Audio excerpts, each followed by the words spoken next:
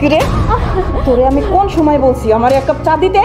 কথা তোর কানে যায় না? না কথা কানে যায় না? ছোট লোকের বাচ্চা, আমার কোনো কথা তুই শুনবি না? না অথই অথই মা আমি হাতের কাজটা শেষ করে আপনার চা দিতাম। কি তুই আবার আমার মুখে মুখে তর্ক করস? গরম দাদি, কোনো কথা তোর কানে যায় না? না অথই অথই কি হয়েছে মা? এই দেখ, এই যে তোর ননদ। দেখ তো মা, আমার হয়েছে গ্যাস্ট্রিকের সমস্যা। আমি ওরে কতবার করে বলছি যে মা গো, আমারে তুমি ঠিক সময় মতো নাস্তাটা দিয়ে দিও। সময় মতো যদি আমি নাস্তাটা খাই তাইলে তো আমার আলসারের সমস্যাটা হবে না, তাই না?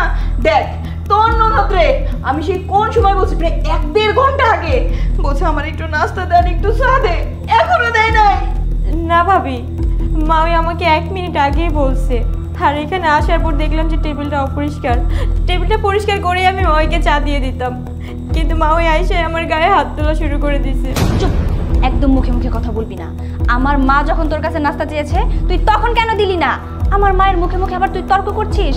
শোন, আমি তোকে আগেই বলে দিয়েছি, আমার মা যখন যা চাইবে তুই সাথে সাথে দেওয়ার চেষ্টা করবি, আর পরের কাজ পরে করবি। তাহলে কেন আমার কথা শুনিসনি? কেন আমার কথা তুই অমান্য করেছিস? ভাবি, আপনিও মায়ের কথা শুনে আমার সাথে খারাপ ব্যবহার করতেছেন।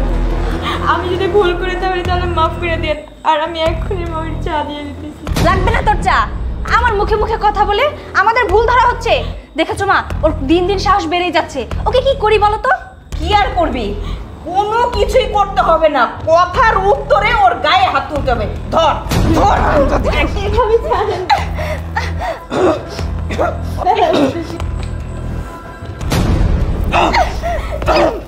অথই,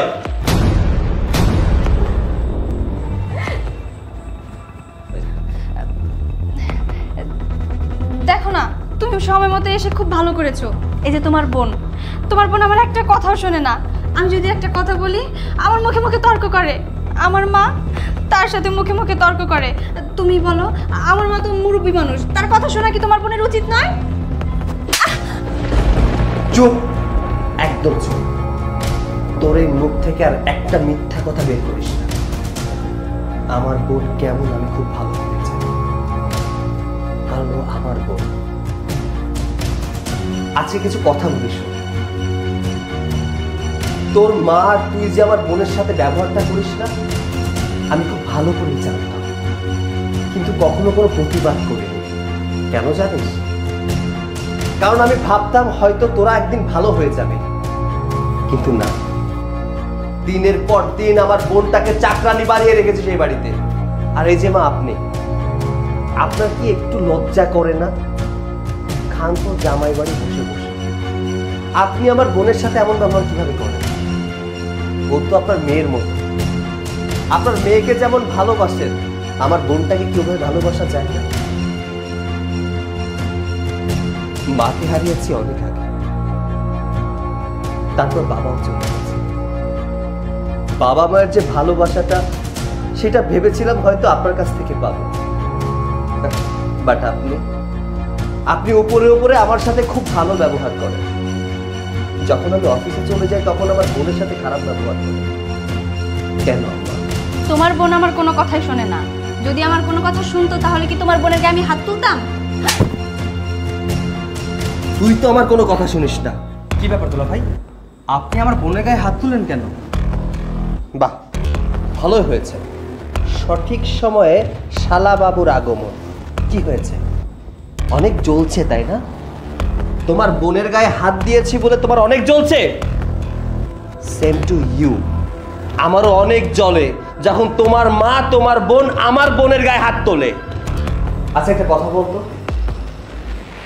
আমার বোনের কি দোষ ছিল?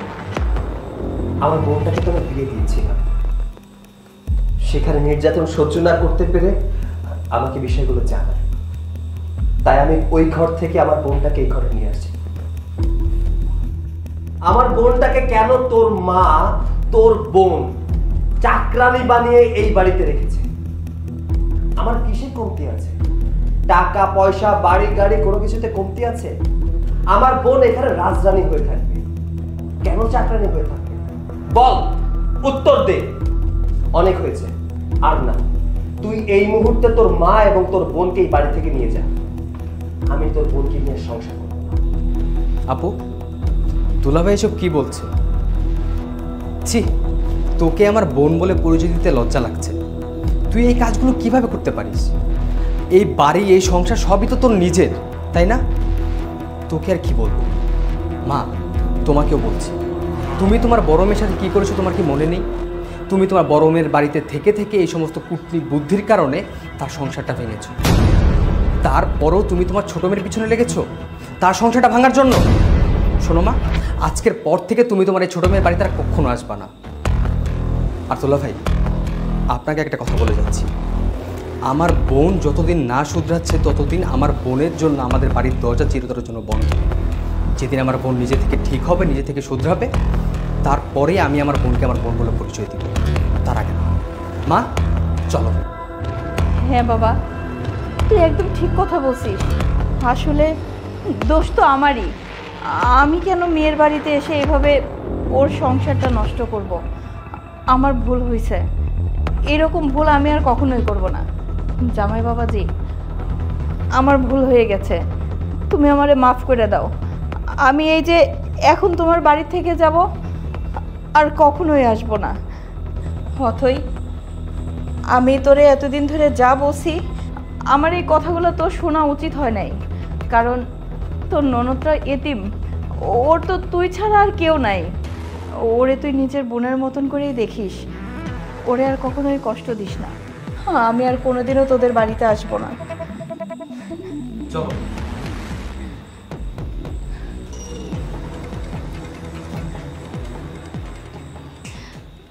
দেখো, আমার ভুল হয়ে গেছে, আমাকে প্লিজ মাফ করে দাও।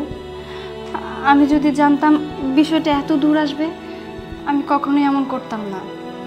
আর রেখা, ও তো আমার নিজের ননদ, আমার এটা বোঝা উচিত ছিল যে ওর শ্বশুরবাড়ি থেকে ওকে দিনের পর দিন অত্যাচার করে, ওর স্বামী ওকে একটুও ভালোবাসে না, মারধর করে, আর যার কারণে ও আমাদের বাড়িতে এসে আছে। আসলে রেখা যদি আমার নিজের বোন হতো তাহলে হয়তো আমি এমন করতাম না। ও তো আমার ননদ, এই জন্যই আমি আর আমার মা মিলে ওর সাথে এতদিনে এতটা খারাপ আচরণ করেছি। আমার বোঝার ভুল হয়েছে সৈকত, তুমি প্লিজ আমাকে ক্ষমা করে দাও।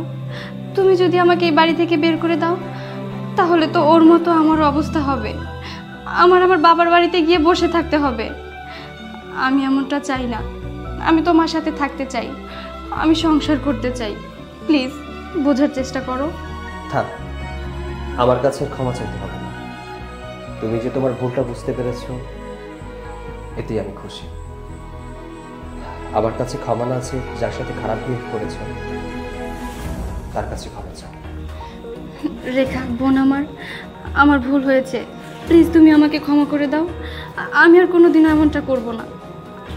না ভাবি, আপনি কেন আমার কাছে মাপ চাচ্ছেন?